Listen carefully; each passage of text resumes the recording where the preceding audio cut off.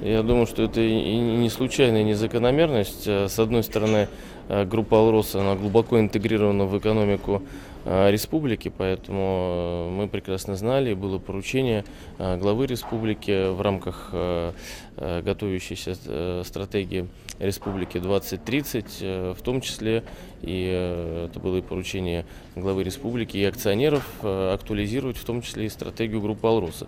Поэтому, учитывая, как я уже сказал, что группа глубоко интегрирована в экономику республики, является крупнейшим налогоплательщиком, и сейчас вот мы только что завершилось ежегодное послание главы к Народному собранию.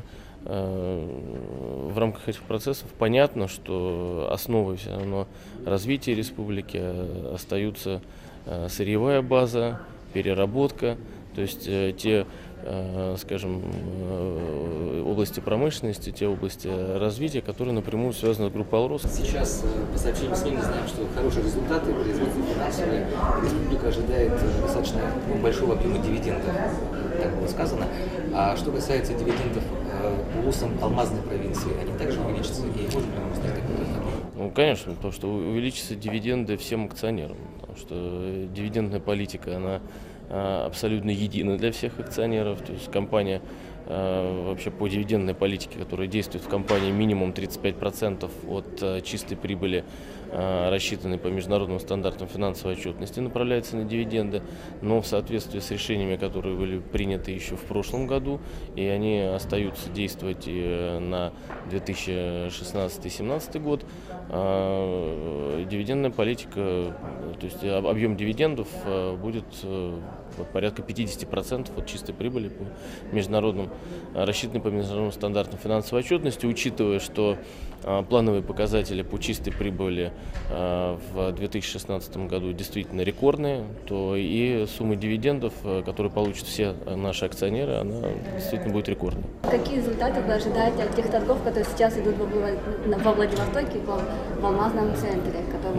Положительно, то есть мы ожидаем, что весь представленный товар, там представлены технические алмазы, то есть проводится тендер на технические алмазы, мы ожидаем, что весь объем представленного товара будет распродан.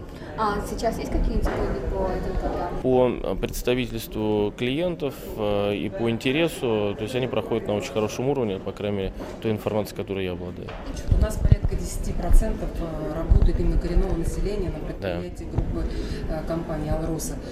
Как вы оцените сегодня вообще взаимодействие с республикой? Потому что мы слышали основные посылы, которые дал сегодня глава республики. Это трудоустройство, это решение социальных программ. Взаимодействие я оцениваю на высочайшем уровне. То, о чем вы говорите, то есть это трудоустройство, в первую очередь, и приоритет трудоустройства кадров коренного населения республики. Это является частью соглашения о социально-экономическом сотрудничестве между компанией и республикой, поэтому это один из пунктов соглашения, который выполнялся и будет выполняться.